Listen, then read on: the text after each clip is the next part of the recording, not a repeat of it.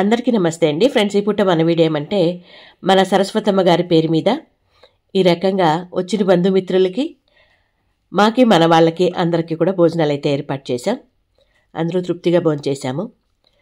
ఇంకా మీలో చాలామందికి ఒక డౌట్ ఏమంటే సరస్వతమ్మ గారికి స్పెషల్గా ఈ రకంగా అన్నీ చేస్తున్నారు కదా, అంటే దహన క్రియలు కానీ లేకపోతే పెద్ద కర్మ కానీ ఇవన్నీ కూడా ఎందుకు అన్నట్లుగా అది మీకు తెలియజేయాల్సిన బాధ్యత కూడా నాకుంది.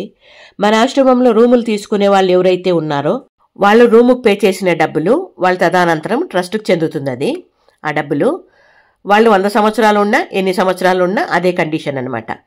ఇక్కడ మన రవి అప్పగారు వీళ్ళు ఉన్నారు కదా జంట, వీళ్ళు వచ్చి 1 సంవత్సరం మీద 4 నెలలు అయింది. ఇంకా మన సరస్వతమ్మ గారు స్వర్గస్థులయ్యారు. ఇది అది ట్రస్ట్కే ఉండిపోతుంది కదా. ఆమె 100 సంవత్సరాలు బతికినా కూడా ఆమెను చూడాల్సిన బాధ్యత నాదే కదా.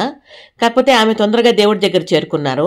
ఆ డబ్బులు ట్రస్ట్కి చెందింది కదా, కాబట్టి ట్రస్ట్ ద్వారానే ఆమెకి ఈ కార్యక్రమాలన్నీ కూడా మనస్ఫూర్తిగా జరిపించేశానండి. ఇక్కడ స్వార్థం లేకుండా చేశానని నేను అనుకుంటాను.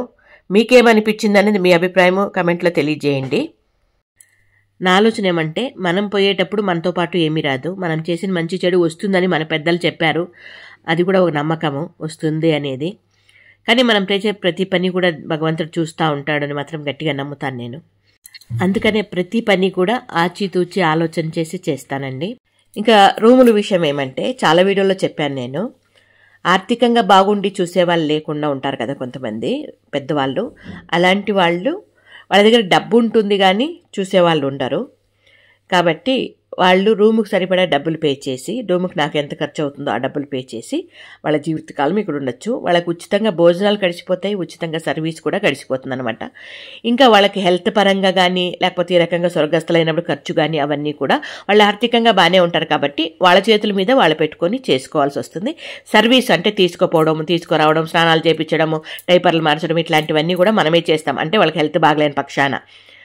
ఇంకా అదేవిధంగా ఉచితంగా భోజనాలు, టీలు, కాఫీలు, టిఫన్లు ఇవన్నీ కూడా గడిచిపోతాయి అనమాట ఉచితంగానే. దానికి ఏం డబ్బులు పే చేయాల్సిన అవసరం లేదు. ఒకసారిగా రూమ్కి డబ్బులు ఇంత అని పే చేసేస్తే జీవితకాలం ఇక్కడ ఉంటుంది. మీ మంజులమ్మ చూసుకుంటుంది అనమాట, ఏ లోటు లేకుండా. ఇంకా వాళ్ళు ఏదైతే రూమ్కి పే చేశారో డబ్బులు, ఆ డబ్బులు అయితే వాళ్ళ తదనంతరము ట్రస్ట్కి చెందుతుంది. ఇది కండిషన్. ఇంకా పూర్తిగా నిరాధారణ గురైండే వాళ్ళకైతే వాళ్ళు ₹1 కూడా డబ్బులు పే చేయాల్సిన అవసరం, మొత్తం ఉచితమే. సర్వీస్ కానివ్వండి, ట్రీట్మెంట్ కానివ్వండి, షెల్టర్ కానివ్వండి, వాళ్ళకి ఏదైనా కూడా భోజనాలు కానివ్వండి ప్రతి ఒక్కటి కూడా ఫ్రీనే. అట్లనే ఇది గవర్నమెంట్ ఫండ్స్ వచ్చేది కాదు, ఎందుకంటే గవర్నమెంట్ ఫండ్స్కి నేను అప్లై చేసుకోలేదు కాబట్టి. మీ విలువైన సమయాన్ని కేటాయించి వీడియో చివరి వరకు చూసినందుకు మనస్ఫూర్తిగా కృతజ్ఞతలు.